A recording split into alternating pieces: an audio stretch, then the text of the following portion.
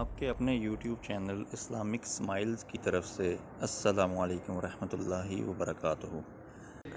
اللہ نے کیا فرمایا کہ یہ لوگ یہ سمجھتے ہیں کہ دنیا میں اگر اللہ نے کسی کو کامیابی دی ہے تو یہ کامیابی اس کی علامت ہے کہ آخرت میں بھی ہوگی۔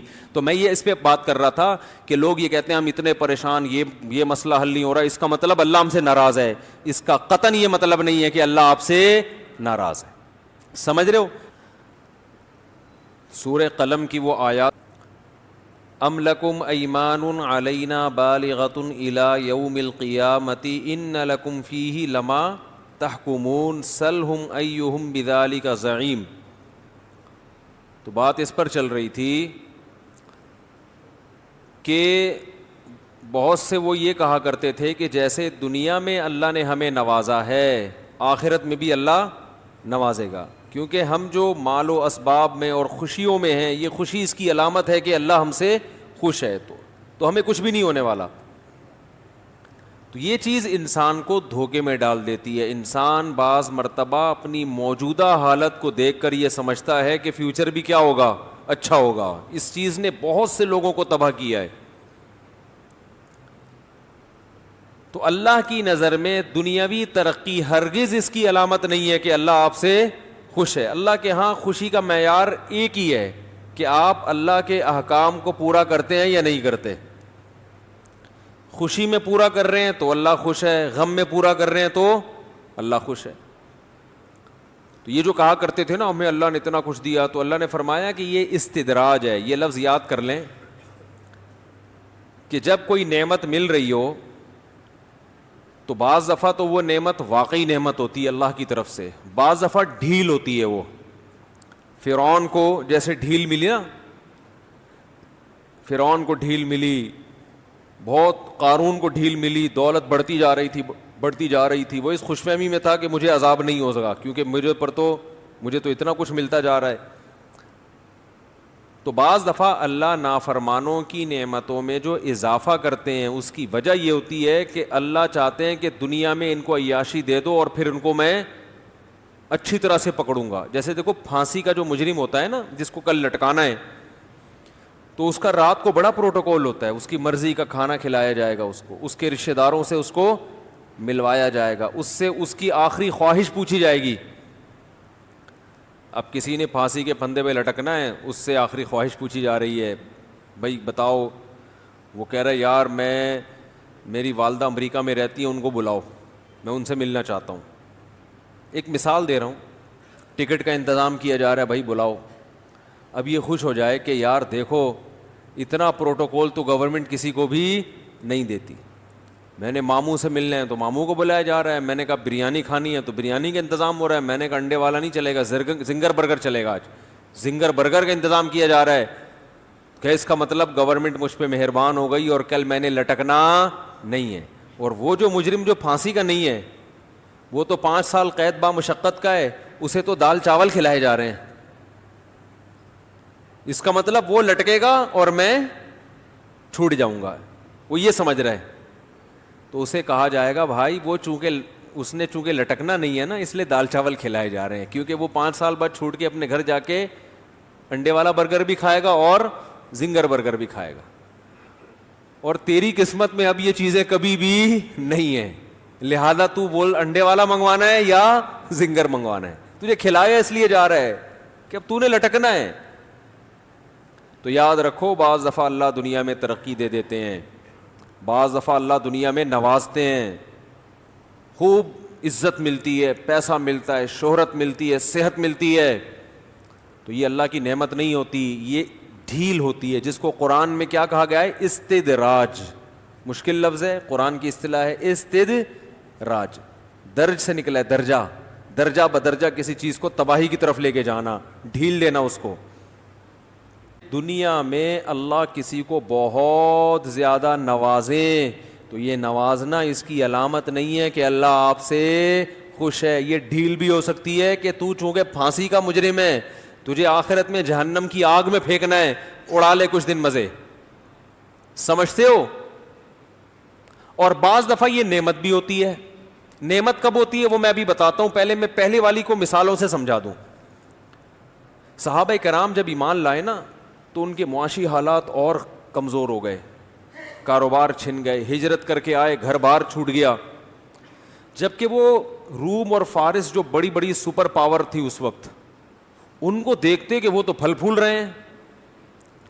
بھائی نبی صلی اللہ علیہ وسلم نے دعویٰ یہ کیا کہ میں تمام انسانوں کا نبی ہوں اور میں جو دین لے کر آیا ہوں وہ برحق ہے. تو بعض لوگوں کو خیال ہوتا یہ برحق دین ہے تو ہم عرب کے بدو اتنے تھوڑے سے علاقے میں ہیں اور اکثر ان میں پڑھنا لکھنا بھی نہیں جانتے, تحریر نہیں پڑھ سکتے تھے, یہ کم علمی کا عالم تھا. اور پڑھے لکھے کون ہیں؟ روم اور فارس, وہ اتنی بڑی بڑی طاقتیں, حالانکہ کوئی سورج کی عبادت کر رہا ہے, کوئی آگ کی پوجا کر رہا ہے, اور کوئی سیکولر ہے, کسی کی مانتا ہی نہیں کسی کو, وہ تو اللہ کے نافرمان ہے. پھر مکہ میں بھی جو بڑے بڑے سردار تھے نا, جو اسلام کے سب سے بڑے دشمن تھے, وہ بھی بڑے ٹھیک ٹھاک مالدار پیسے والے لوگ. تو صحابہ کرام کو یہ اشکال ہوتا کہ پیسہ ان کے پاس ہے اور اللہ راضی ہم سے ہے تو ہم غریب کیوں ہیں. یہ آج بھی اشکال ہوتا ہے کہ نہیں ہوتا؟ بھائی یار ہر چیز تو تم ان سے لیتے ہو. اس میں تو ویسے ہماری اپنی کوتاہی ہے جو ہر چیز ہم ان سے لے رہے ہیں, کوئی اسلام کی وجہ سے نہیں ہے کہ ہم نیک ہیں تو اللہ نے ان کو نواز دیا, وہ ہم ہیں ہی اس قابل کہ ہمیں کچھ نہ ملے. وہ انہی حرکتوں کی وجہ سے جو ابھی میں نے تھوڑی دیر پہلے بیان کی ہے. کیونکہ ہم آج کا مسلمان ہر وہ کام جو ان لاجیکل ہو وہ کر رہا ہے. وہ سمجھ رہے ہو بیٹھ کے؟ دیکھو یہ کورونا میں مجھے بعض تاجر ملے ہیں, وہ کچھ ایک تو میں نے خود دیکھے امریکہ سے پاکستان آ گئے بزنس کرنے. امریکہ سے کہاں آ رہے ہیں؟ پاکستان. کہہ رہے ہیں امریکہ میں بزنس ابھی نہیں ہے, ابھی پاکستان کے پھلنے پھولنے کے دن ہیں.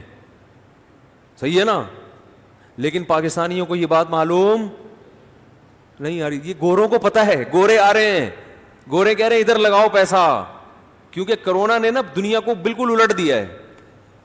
ہمارے استاد بہت ذہین ہیں, اللہ ان کی عمر میں برکت دے. انہوں نے فرمایا تھا کرونا پھیل رہا تھا شروع, انہوں نے کہا کرونا کے ختم ہونے کے بعد دنیا بالکل چینج ہو چکی ہوگی, بہت اٹک پٹک ہوگی. ابھی بہت سے مالدار غریب اور بہت سے غریب اوپر. تو اس میں وہ ترقی کرے گا جو کیا استعمال کرے گا؟ کھوپڑی. اور جو مکھنچو بن کے عاملوں پہ ڈالتا رہے گا نا بندش, جادو ٹونا, اور مجھے تو پتہ نہیں اللہ کا میرے ساتھ مسئلہ کیا ہے, میرے تو کوئی کام ہی نہیں ہوتا, میری تو شادی نہیں ہو رہی.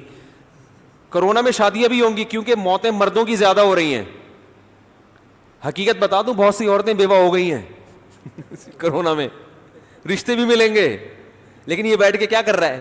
مکھیاں مار رہا ہے بیٹھے بیٹھے, کہہ رہے کچھ ہو ہی نہیں رہا, کچھ مسئلہ ہی نہیں ہے. تو بالکل دنیا بہت حد تک چینج ہو چکا ہوگا. جیسے 9/11 سے پہلے کی دنیا اور 9/11 کے بعد کی دنیا میں فرق ہے نا, ایسا ہی کورونا سے پہلے کی دنیا میں اور کورونا کے بعد کی دنیا میں بہت بزنس چینج ہو رہا ہے.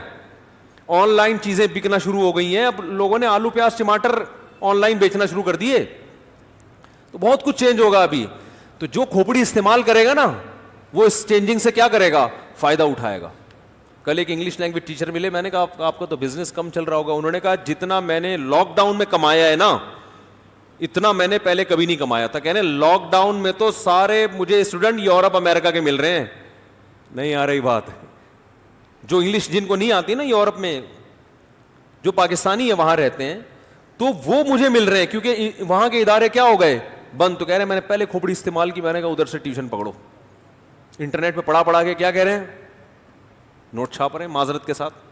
تو کھوپڑی کوئی قوم اگر استعمال نہ کرے تو اس کے مقدر میں ذلت ہے. پھر یہ ذلت اللہ کی نعمت نہیں ہے کہ صحابہ بھی غریب تھے تو ہم بھی غریب ہیں.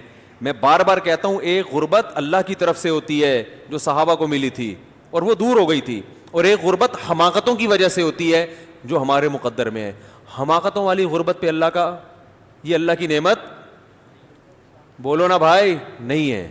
آپ پڑھے ہوئے گھر میں کچھ کرتے ہی نہیں ہیں, ہلتے ہی نہیں ہیں, کھانے کو ترس گئے, فاقے پڑھنا شروع ہو گئے, نہ ملازمت کر رہے ہو نہ کوئی دماغ استعمال کر رہے ہو, سستی کاہلی کی وجہ سے ہر وقت منہ میں گٹکا رہتا ہے آپ کے. پھر آپ غریب ہو گئے اور گھر میں اب چولہا نہیں جل رہا آپ کے, تو آپ کو نبی صلی اللہ علیہ وسلم کے گھر میں بھی 40 دن چولہا نہیں جلتا تھا. صحابہ میں بھی ایسے لوگ تھے تو بھوک سے بے ہوش ہو جایا کرتے تھے, تو میرے تو منہ میں پھر بھی گٹکا ہے, ٹھیک ہے نا. تو یہ جو غربت کی مثالیں آپ پیش کریں گے بھائی, یہ آپ غلط مثالیں دے رہے ہیں. یہ حماقت اور سستی اور کاہلی کی وجہ سے ہے, سمجھ رہے ہو؟ یہ سستی اور کاہلی کی وجہ سے ہے. تو ہم جو ترقی میں اس وقت مسلمان پیچھے ہیں نا, اس کی وجہ تو یہ نہیں کہ کوئی اسلام میں ہم نے بہت عمل کیا تو اللہ نے کہا تمہیں دنیا نہیں دوں گا آخرت دوں گا, اس کی وجہ تو ہماری اپنی نالائقی ہے. لیکن اصول یہ ہے کہ بعض دفعہ انسان محنت کرتا ہے پھر بھی نہیں ملتا, بعض دفعہ ایسے بھی ہوتا ہے, گوروں میں بھی ہر ایک کو تھوڑی ملتا ہے. لیکن اگر مل بھی جائے تو محض ملنا اس کی علامت نہیں ہے کہ اللہ آپ سے خوش ہے. کہ نافرمانوں کو بھی اللہ بہت زیادہ نواز دیتا ہے, اور فرما برداروں کو اللہ تعالیٰ بعض دفعہ ایسا ہوتا ہے کہ وہ تنگ زندگی عطا کرتا ہے. تنگ زندگی کی مراد یعنی غربت والی زندگی,